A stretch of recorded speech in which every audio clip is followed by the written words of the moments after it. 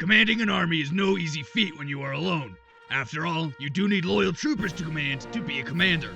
Otherwise, you are just some guy with control issues. That being said, the best things you will be able to command within your arsenal are, well, not the grunt yaks, but they are the unit that you will have the most of.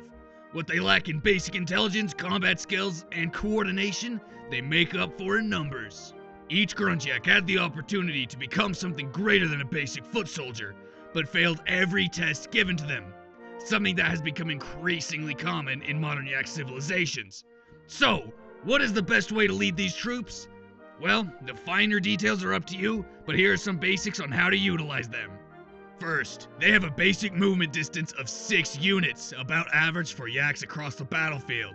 They can move up to once per turn, or more likely sit at your base until the end of the game when you run out of good units. They then have an attack distance of 6 units. They also have 2 hit points, which is about what is expected of a modern day yak. Unfortunately, this is where average ends and below average begins.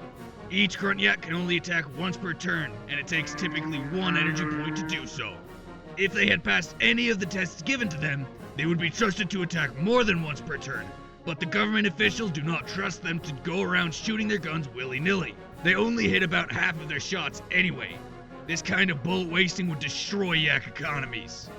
Even though they only have the opportunity to attack once per turn, if you get enough of them in a single space, they should have just enough accuracy to hit their target.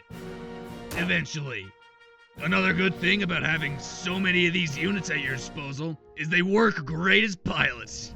Place any one of these units in the driver's seat of one of your precious, very expensive vehicles, and you are sure to be less disappointed at their efforts, thanks to the great autopilot systems that these vehicles have in place, which allow the commander to directly maneuver the vehicle as long as some yak sits on the pressure plate that turns the thing on. This allows you to place any of your more useful units in the passenger seats of vehicles, and it allows you not to waste real potential troopers that were actually able to pass even one test given to them. That being said, don't feel too bad about expending a few grunt yaks to further your hay-piling militaristic regime.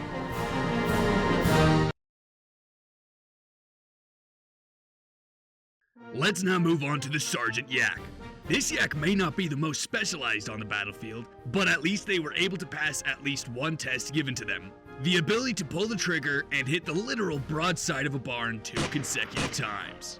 The Sergeant has the same movement and attack range as the Grunt Yaks, being 6 units, and they have a standard 2 HP. They can move once per turn. There are less of these units on the battlefield than the Grunt Yak, but they make up for that in firepower. Each Sergeant is fitted with the most state-of-the-art assault rifles of the early 20th century, but with an all-new paint job that makes it look like a much more serious weapon. This gives each of these yaks the ability to shoot their guns 2 times per turn, with varying degrees of success. At least it only costs 1 energy point per shot. That being said, much like the Grunt Yak, if you get enough of these troopers in a single area, they are sure to be formidable. Since they are able to shoot 2 times per turn, you should only need half of these troopers to do the job of 4 or more Grunt Yaks. Now that's what I call efficiency. This gives you the opportunity to support more useful yaks in more meaningful ways, or create a choke point or ambush with some decent enough stopping power. These units will surely be useful in your campaign against other bovine militaries you face.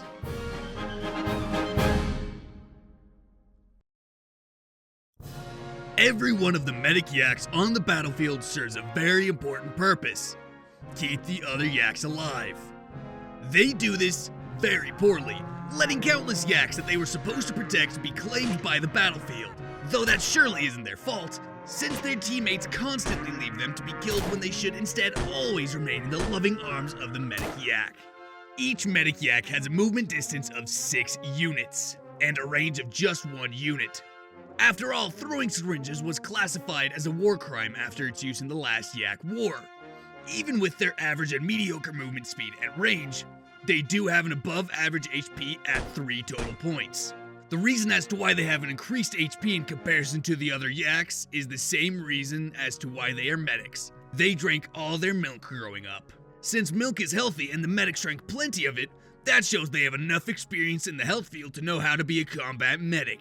Whenever a yak is injured, provided that the yak is within 1 unit, The medics use their go-to healing remedy, which happens to be their only healing remedy, giving the injured yak a cold glass of milk from their medical-grade carrying case. Sometimes they'll even syringe that stuff straight into their veins for an extra kick. Drinking milk is hard work, so ends up costing 1 energy point. One special thing that the medics are capable of after extensive training is the ability to place a health pack anywhere on the battlefield at the cost of 1 energy point, as long as they have to be standing exactly where they want to place the health pack. Inside this health pack is a crisp and cold home-brewed glass of whole milk. Whenever an injured yak walks over to one of these health packs, they drink the milk and convince themselves that they were never injured, healing 1 HP through placebo. Let's just hope none of the troopers on the battlefield are lactose intolerant.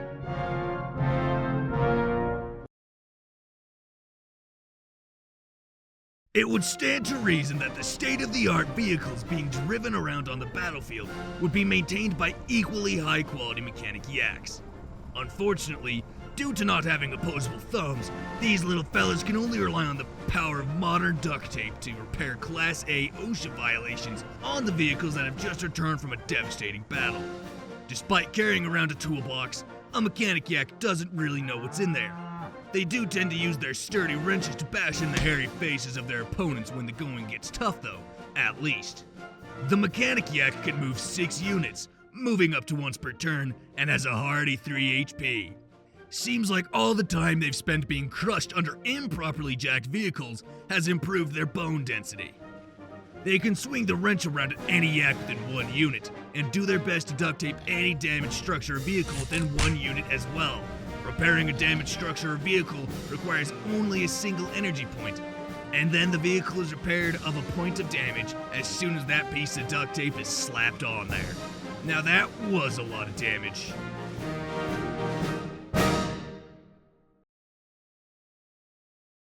Now that the more basic trooper types are all out of the way, let's move on to the more specialized troopers. Each of the troopers from now on have some area they specialize in that allows for a more strategic use of their skills. Due to budget limitations, most commanders are given a choice between which specialized troopers to take. Stealth, accuracy, 1 shot, 1 kill. These are all things that the marksman yaks love to watch on TV, leading to them wanting to become snipers on the battlefield. Once in training, they all realized that sniping was very difficult. Each one of them trained, day and night, until finally, the Yak government created a sniper that auto-aims for the user, with dollar store laser pointer accuracy, boasting a 100% chance to hit the target 50% of the time. This, along with their love for snipers on TV, led to the creation of the marksman yaks. Each marksman yak has the ability to move 6 units and has 2 HP. This may seem like your average yak, but I assure you that it is. What makes these units truly stand apart from the rest is their incredible attack range and damage capabilities to other yaks.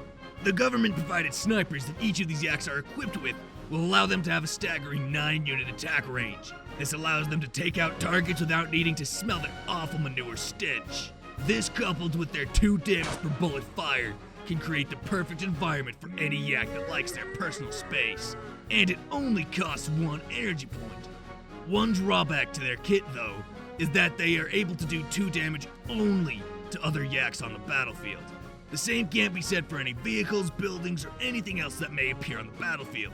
Originally, when the government issued sniper rifle each of these marksmen use was getting developed, it was supposed to do 2 damage to everything, but some mysterious object fell out of the sky and all funding went to developing more of those.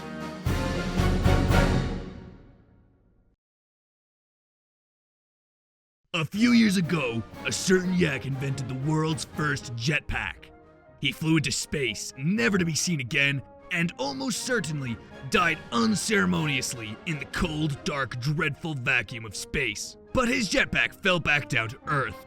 Some military general got their hands on it, so now it's standard issue among the bravest of the yak troopers, the jetpack yaks. These jetpack yaks are the only yaks capable of moving twice in a single turn. They're supposed to move once like everybody else, but their janky jetpacks tend to send them flying off way faster than approved speed limits. Each time they move an astounding 7 units, which is a whole unit faster than a regular yak can run. Apparently this is all that's needed to meet the escape velocity of the planet. Yikes. The yaks that use these jetpacks tend to need one hand to steer, so they're only given a pistol, much like the grunt yaks. But don't worry, though its range is only 6 units, that hardly matters for yaks like these, who have figured out that getting closer to a target tends to negate bullet drop. Not only this, but they've trained extensively to be able to pull the trigger twice on a turn, leading to advanced hit and run tactics, not just once a turn, but twice. It will require an energy point per shot, however, so it's wise to use the second shot sparingly, or as a backup when the first one inevitably misses. Also, keep in mind that these yaks have the unique ability to fly over and even land on top of walls, moving vehicles, and towers. The freedom of movement provided by an elite squadron of jetpack yaks is second only to most other methods of travel.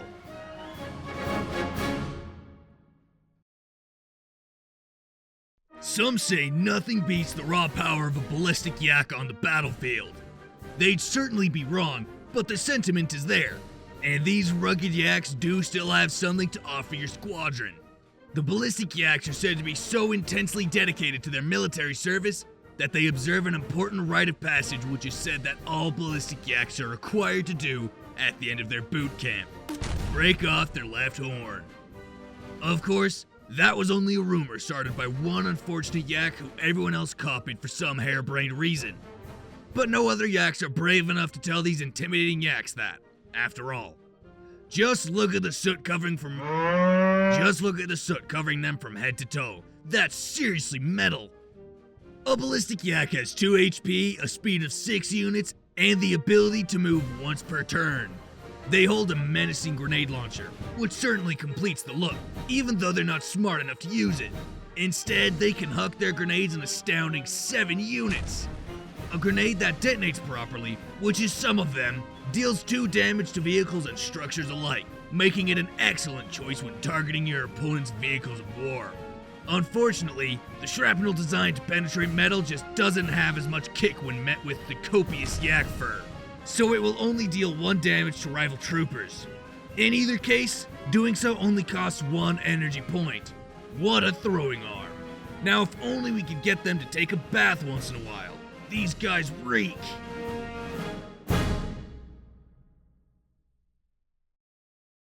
Have you ever wanted to bring the comfort of your home with you as you go to war? Well, bad news, because the Sentinel Yaks are unable to do that. Instead, they specialize in bringing a wall with them wherever they go. They were not supposed to do this, but every effort to get them to stop lugging a wall with them wherever they go has proven unsuccessful.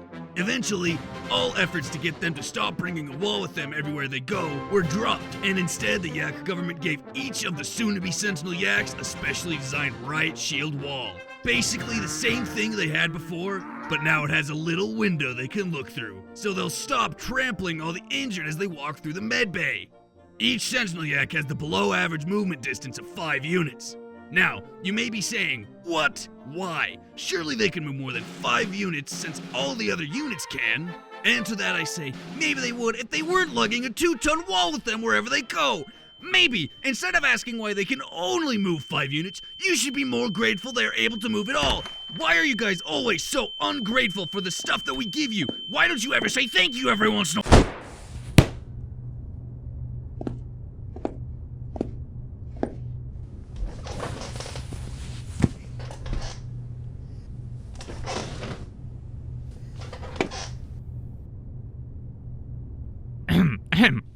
Each Sentinel Yak also has the attack distance of 1, since they don't have any ranged attack.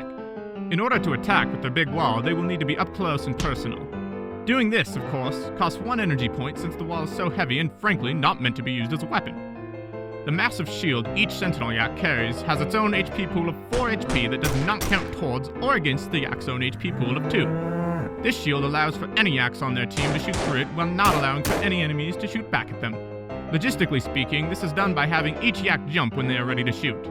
They jump high enough to shoot over their own Sentinel Yak wall, but the enemy Yaks have not yet found a way to replicate this perfect maneuver from the other side of the wall.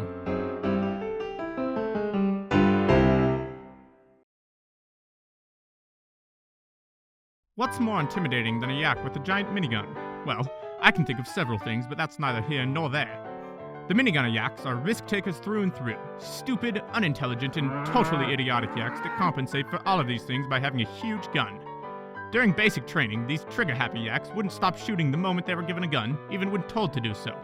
The first battalion of minigunner yaks was formed when these unrelenting idiots stampeded into the arms bunker and stole a huge supply of miniguns. After that, even the bravest of ballistic yaks relented when threatened at gunpoint, and the government was forced to allow them to become a military branch of their own. Now, they spend countless hours a day wasting taxpayer dollars as they fire their Gatling guns in the shooting range. Not for training or because they have to, but simply for fun. A minigunner yak has 2 HP and can move once per turn, 6 units at a time. Their weapon is capable of firing only somewhat accurately for up to 6 units, but they make up for that in sheer firepower. Owing to their risk-taking behavior, and possibly due to the fact that they possess no regard for the safety of their lives or others, a minigunner yak can spend up to 3 energy points by themselves, greatly diminishing the capabilities of their teammates. This fact alone means that most yaks wouldn't want to be on the business end of that gun. If they were smart, they'd not want to be on the business end of any gun, but you can't ask for too much now, can ya?